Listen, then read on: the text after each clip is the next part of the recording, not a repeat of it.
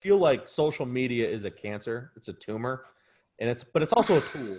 And so like most of it is bullshit. Most of it is negative, but there is a 5% of it that's positive. For example, I've met like our messenger thread. That's a positive. The videos that we've been able to create as a result of it, that's a positive. Those are positive things. And the fact that I've met Fox, I've met Grace and Scout and Rob and some amazing people. So that's like the part of it that's a tool.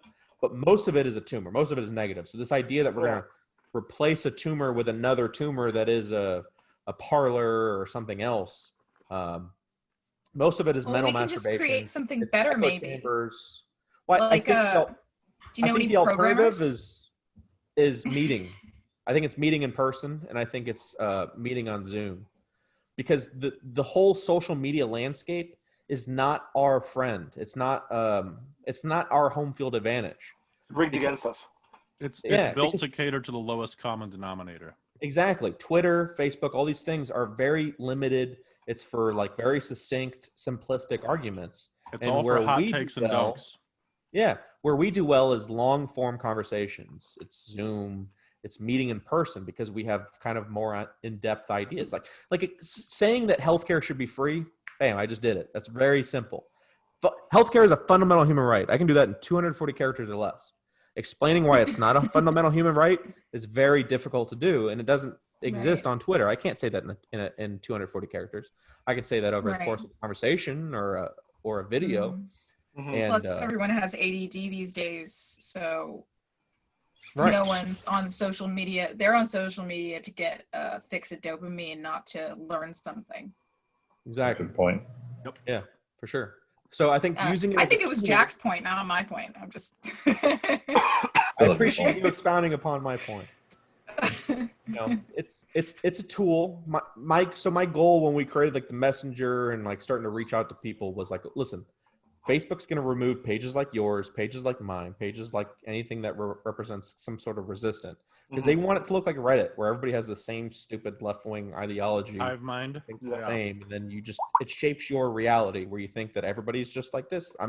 I must be an outlier. I must be a freak. I must be, whatever. They don't want enablers to, be next to you. And so the thought was, all right, listen, I'm going to reach out to some of the more like loyal and really in-depth followers and try to do something. Try to like say, listen, you start something in your city, I'll start something in my city, they start something in their city, whatever. But we need to make this not just social media. We need to make this like in person. And so the initial goal was like, how do we make chapters? How do we make something where somebody in Columbus, somebody in New York, somebody in, wherever can start like a 5-person, 10-person meeting where they say like, listen, we're going to get together, we're going to talk about issues, and we're going to like, share good music and good, movies and whatever, and just focus on quality and anti-postmodernist art and, just something that's instead of engaging in the current culture, which kind of sucks, we'll build our own, we'll start our own.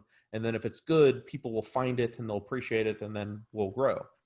And that was a little difficult because it was a matter of finding people that were really like-minded. And I think that that's really hard to do because just, for example, with me, I don't have a lot of friends that are classical liberals per se. I might have some that are like Trump fans and like Republicans. I might find some that are centrists that don't really have, like, they're not quite sure. They're searching. I'll have like Democrat friends like Fox, Brian, who has joined us in our videos. Good dude. Who's more progressive, but an honest progressive, an intellectually honest progressive. Right. Like a left lib or something. Exactly. Somebody who's a still liberal in the sense that he believes in, freedom and liberty and objective wisdom and wanting to reach racial harmony. He's not buying into the primary group identity kind of bullshit. Right. And so my change of thought process was there's a lot of people in the center. There's a lot of people that are progressive that are intellectually honest. And so I'm starting a group in person in Columbus in which people meet at my house for dinner, for drinks, for cigars. And it has progressives and centrists and people like me, but people that are just there for like intellectual, honest conversation, open conversation. Because what I realize is our arguments, these self-autonomous arguments, are good arguments. They're successful, and their home field advantage is in-person conversations. So if we can create the environment that's away from social media and at a house where we're going to talk about stuff openly for like a few hours, then the ideas, our ideas, will be successful. They'll win out.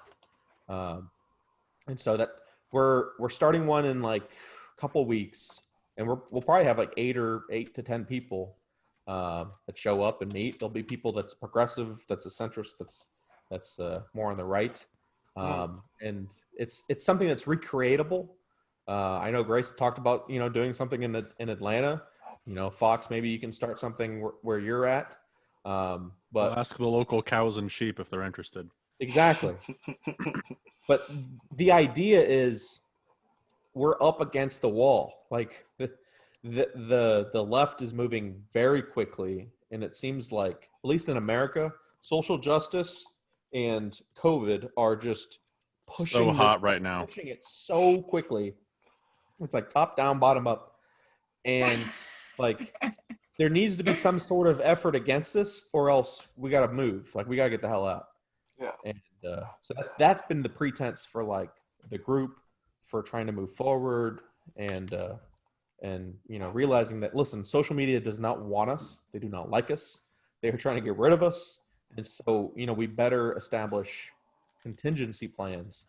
And we also need to work together. And that's one of the reasons I reached out to you guys was because, one, I really like your page. I really find your stuff, highly credible.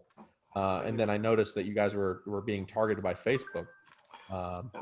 So realizing that like people that are like-minded, it's not natural for us to seek each other out. Mm-hmm. We're islands. We're individuals. We're used to it. We're used to being the outcast, I guess, in exactly in groups, right? So this is the fundamental flaw with like libertarianism that I mentioned a couple weeks ago, where the left has a certain intrinsic power because their mindset is collectivist. The trouble with organizing political power in the Libertarian Party is it's filled with a bunch of contrarian individuals who don't like to go a lot. Like the reality is, to build a political movement, you need a certain amount of lemmings, and classical liberal values, libertarian values, stuff like that are not friendly towards people with that mindset, right? Right. Exactly.